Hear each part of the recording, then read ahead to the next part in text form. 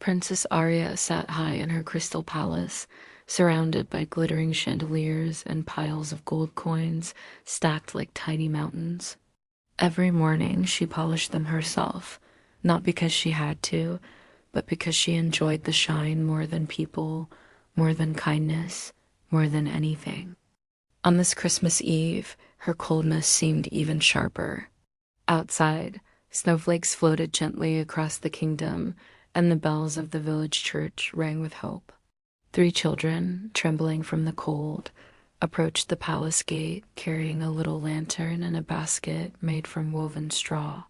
They weren't asking for much, just a small donation for the poor families who had nothing to eat that night. When Arya opened the door, the warm light from inside spilled onto the snowy ground, making the children gasp. For a moment, it seemed like she might help, but her eyes hardened, and without even listening, she slammed the door in their tiny faces. Their lantern flickered, their shoulders drooped, and they walked away silently. Arya returned to her gold, humming to herself, unaware that her coldness had stirred something ancient, something that refused to let this Christmas pass without change. Deep in the palace kitchen, Rowan scrubbed pots with tired hands. His father was sick at home, coughing through the nights, and Rowan had hoped Princess Aria might finally show mercy and let him leave early. As he approached her, dust still clinging to his sleeves, he spoke gently. "Your Majesty, may I take leave for Christmas Eve? My father is unwell." Arya barely glanced at him.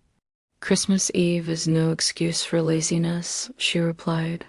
"Clean the grand fireplace before nightfall, every stone, every corner." Rowan's heart sank, but he nodded. He always nodded.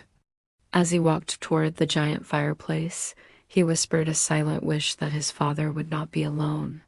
He reached into his pocket and looked at the last coin he had saved. Barely enough for bread, certainly not enough for medicine. If only the princess knew how close he was to losing the only family he had left. But Arya never asked, never cared. All she cared for were numbers, how many coins she had, how many jewels sparkled under candlelight. Rowan lifted the heavy broom and began his work, while snow fell quietly outside, carrying with it the first whispers of magic.